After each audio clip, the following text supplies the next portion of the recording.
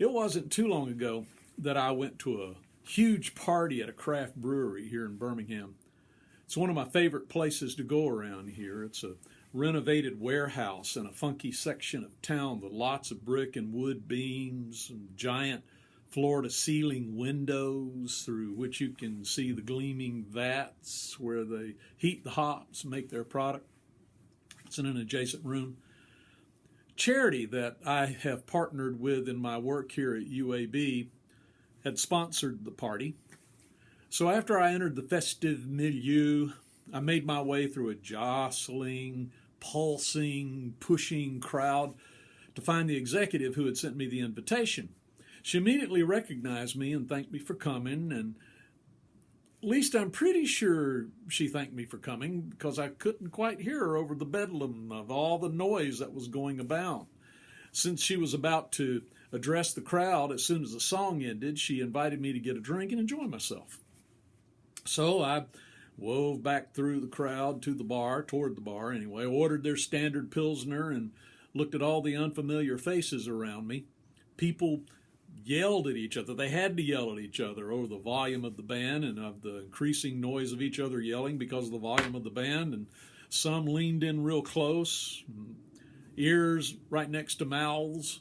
Some punched at their cell phones. Some stood in tight circles laughing. Some danced in front of the stage. But everyone had to do some kind of contortion to move through that human herd. It was incredible. You've been to parties like that anyway, I'm sure.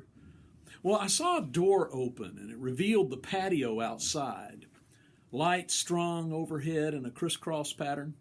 And that opening drew me. It was attractive to me, and I stepped outside. And when the door closed behind me, sound level dropped immediately.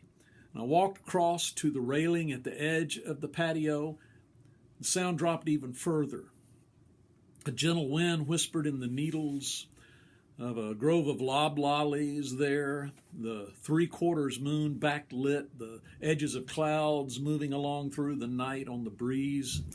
I took a deep breath, let it out, realized I didn't want to go back into the party. And there was this couple standing about 6 feet to my right, leaning against the railing. I raised my tumbler in greeting, and the guy said, "It's loud in there." His companion said, "I can't hear myself think." I said, "And it sure is nice out here, isn't it?" And they raised their tumblers in response to me, and we did an air toast. For the next 10 minutes, we had a nice conversation. I learned about their work with that particular charity. I learned their names. They were really nice people.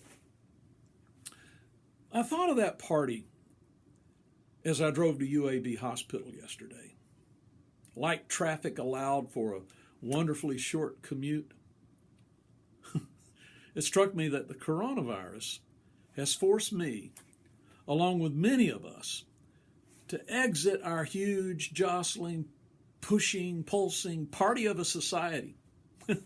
Get out of it. But you know what? The noise level has gone down. If I regulate my intake of social media, the noise level goes down even further. I realize that my daily life produces so much clatter that I haven't heard myself think. I haven't been very mindful as I've rushed through the world with an anxious agenda to get things done. Indeed, what things? And to what purpose? In an ironic gracefulness, the coronavirus has created some spacious quiet for me. I've had some time to think about all those activities that fill my life. And right now, as I live without them, I wonder if I might be able to do without some of them, if not all of them, permanently. Might I focus my days on what brings joy? Might I pay attention to the breezes in the foliage and the silver light in the velvet night? Oh, that party at the brewery ended up raising both awareness of and cash for that very worthy charity. Parties are good things, but I don't want to spend a lot of time in a place where multiple people are shouting to make themselves heard. The party was good, but in the quiet of that patio, I learned some people's names. Thank you, coronavirus, for teaching me that I want to keep a substantial measure of quiet in this newly opened space.